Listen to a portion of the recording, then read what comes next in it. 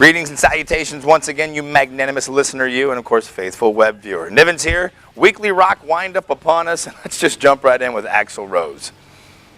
Bill Bailey, what do you say about old Bill? That's his real name too, by the way, William Bill, or something like that. Nonetheless, the Reading and Leeds Festival was a week ago. And Guns N' Roses, it's over in England, for the first set on Friday was a half an hour late and then an hour late on Sunday, or vice versa. Either way, they were late to make their appearance, as is very customary for Guns N' Roses, and their set got cut short. But this time, Axl saying it wasn't their fault. It was promotions, it was stagehands, it was everybody but Axl Rose that screwed this up for the fans at the Reading and Leeds Festival. It wasn't his fault. No. You see, his fault happened a few nights later in Ireland when he walked off stage after being an hour late to start after Danko Jones closed out their set. You see, Axl doesn't like it when fans start throwing stuff on stage, regardless of if he's running late or not. He likes to have peace and tranquility before he gets up there. So, basically what ends up happening is that someone throws a bottle. After he says don't throw bottles, he walks off stage. There you go. Way to go, Axl. Stone Temple Pilots frontman addressed rumors after he fell off the stage recently that he was not lip-syncing. Not at all.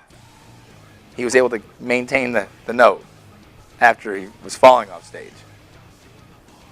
He also started up a clothing line this week, Wyland for English Laundry.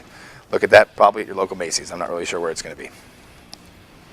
Slipknot drummer Joey Jordison spoke out again this week about Slipknot making a new album. He says it's definitely going to happen because that's what Paul would want. It's his best friend, always has, always will be. And there's no way in the world that Paul Gray, who died back in May from accidental drug overdose, would want the band to stop making music.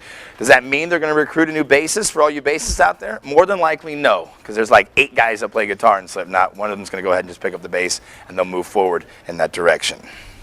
Tool, Perfect Circle, and Pussifer frontman Maynard Keenan's new documentary is going to be popping out on the 7th of this month, Blood into Wine.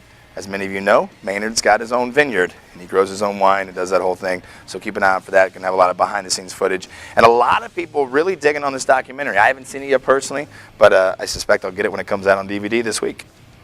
Stone Sour are going to be dropping their new album, Audio Secrecy, the first part of next week. And if you want to check it out right now, you can listen to it in its entirety by going to nme.com.